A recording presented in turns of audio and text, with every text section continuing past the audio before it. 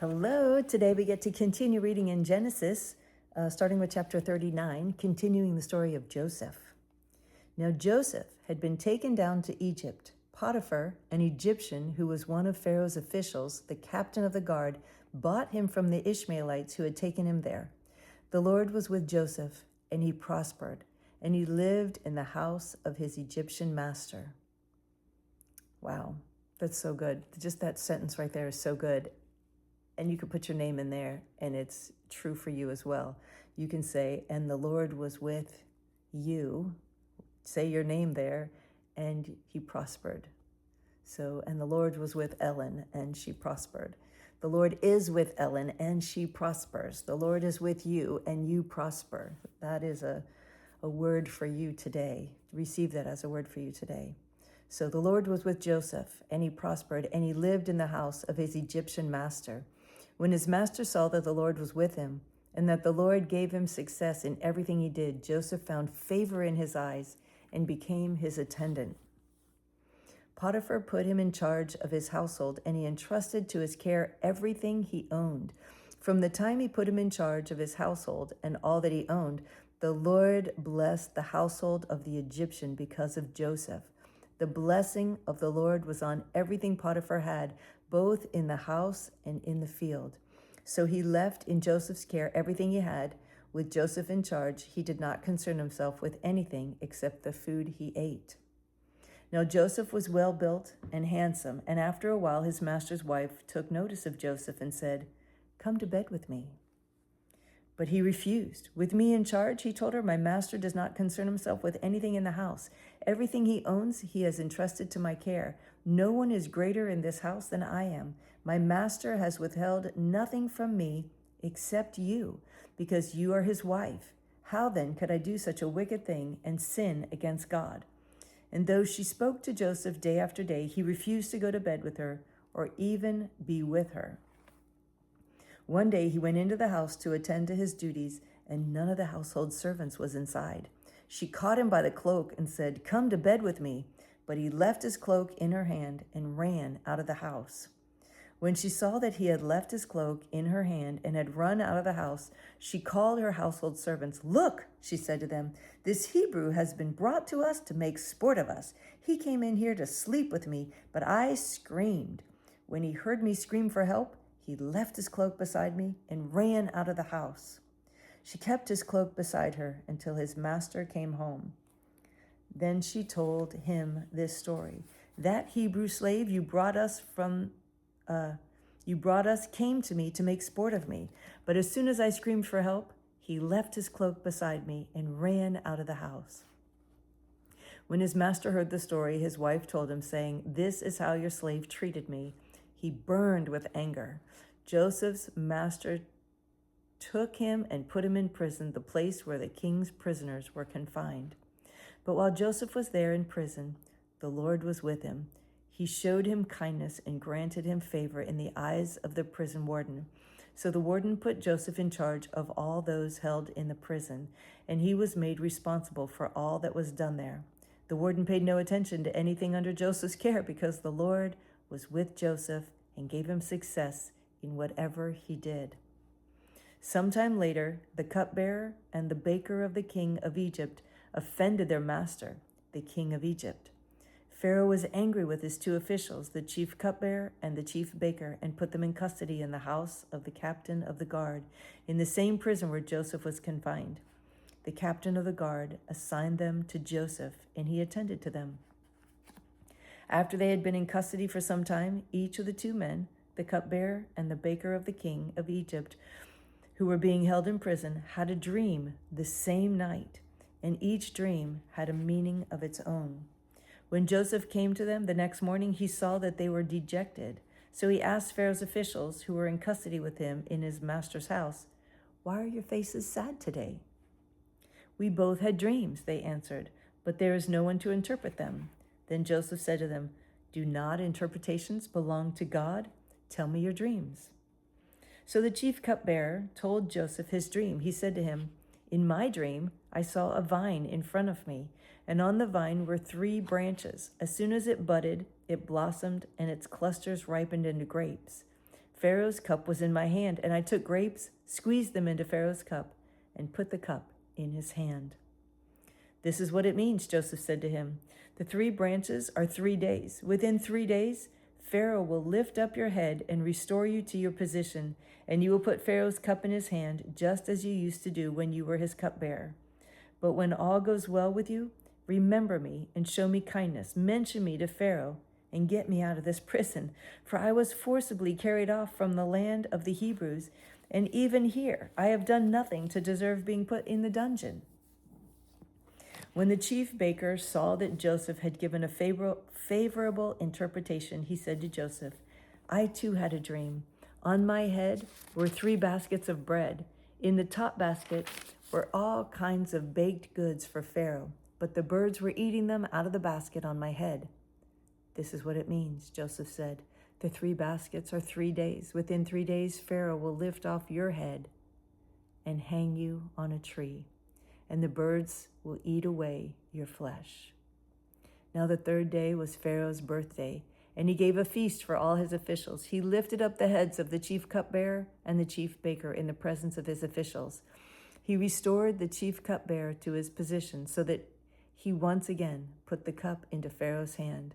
But he hanged the chief baker, just as Joseph had said to them in his interpretation. The chief cupbearer, however, did not remember Joseph. He forgot him. When 2 full years had passed, Pharaoh had a dream. He was standing by the Nile when out of the river came up 7 cows, sleek and fat, and they grazed among the reeds after them. 7 other cows, ugly and gaunt, came up out of the Nile and stood beside those on the riverbank, and the cows that were ugly and gaunt ate up the 7 sleek, fat cows. Then Pharaoh woke up. He fell asleep again and had a second dream. 7 heads of grain, healthy and good, were growing on a single stalk. After them, 7 other heads of grain sprouted, thin and scorched by the east wind. The thin heads of grain swallowed up the 7 healthy, full heads. Then Pharaoh woke up. It had been a dream. In the morning, his mind was troubled, so he sent for all of his magicians and wise men in Egypt. Pharaoh told them his dreams, but no one could interpret them for him.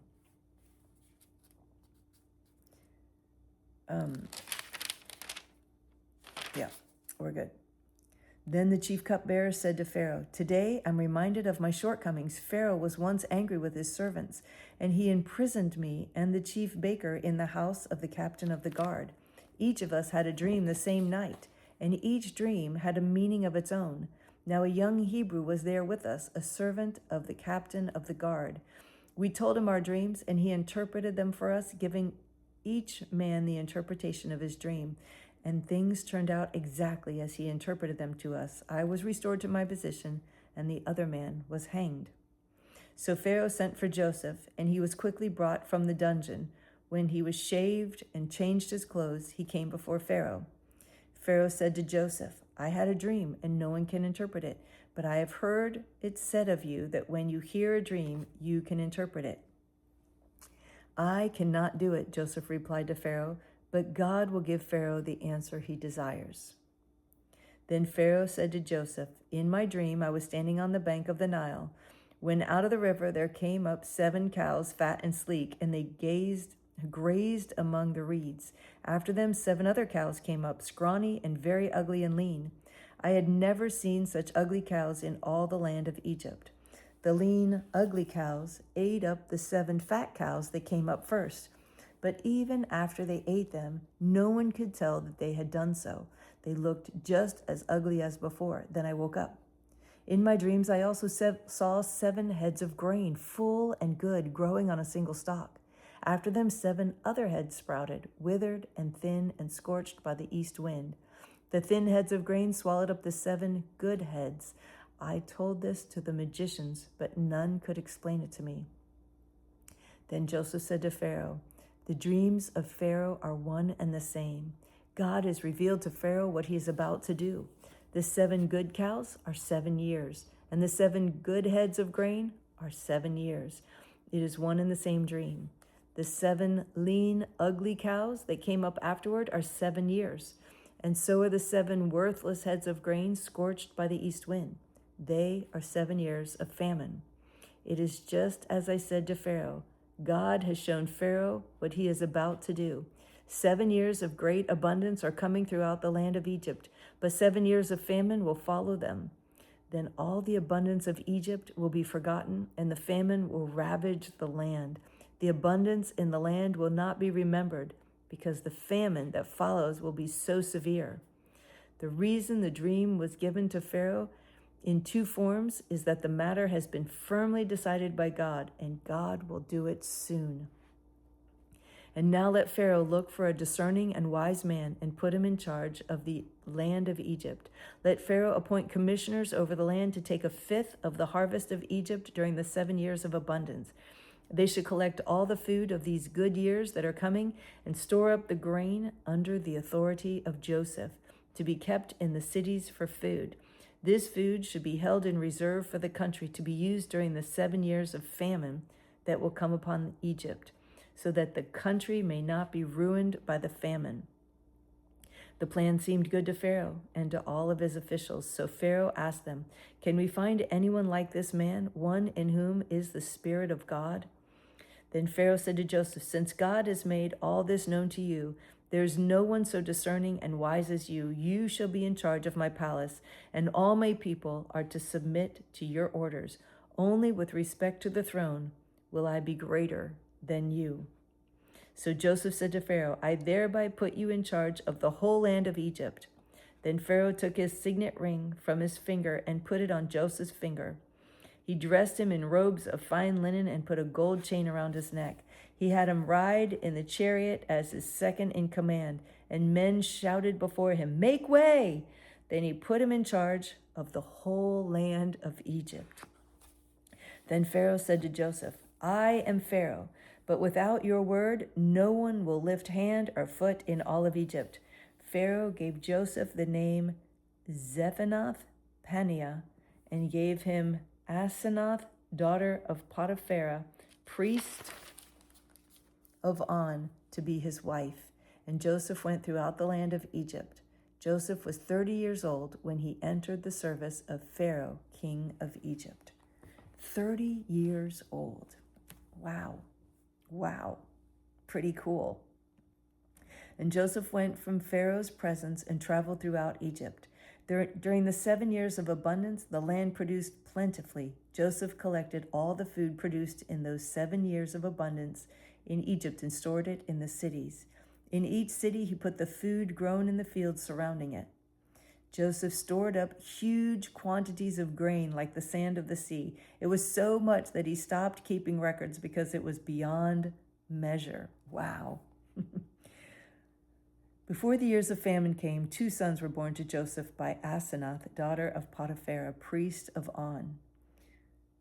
Joseph named his firstborn Manasseh and said, "It is because God has made me forget all my trouble and all my father's household." The second son he named Ephraim and said, "It's because God has made me fruitful in the land of my suffering." The 7 years of abundance in Egypt came to an end, and the 7 years of famine began, just as Joseph had said. There was famine in all the other lands, but in the whole land of Egypt there was food. When all Egypt began to feel the famine, the people cried to Pharaoh for food. Then Pharaoh told the Egyptians, "Go to Joseph and do what he tells you." When the famine had spread over the whole country, Joseph opened the storehouses and sold grain to the Egyptians, for the famine was severe throughout Egypt. And all the countries came to Egypt to buy grain from Joseph, because the famine was severe in all the world. When Jacob learned that there was grain in Egypt, he said to his sons, "Why do you just keep looking at each other?" He continued. "I have heard that there is grain in Egypt. Go down there and buy some for us, so that we may live and not die."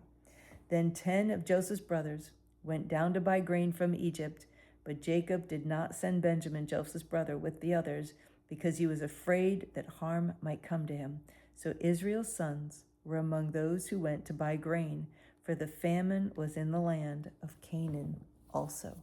Ha! And we're going to stop right there. It's when it starts getting really good. I mean, it's been good so far, but this is when it gets more entertaining, I should say. So thank you for joining me again. It's always a pleasure to read with you. I look forward to reading with you again tomorrow. I love you so much. Bye.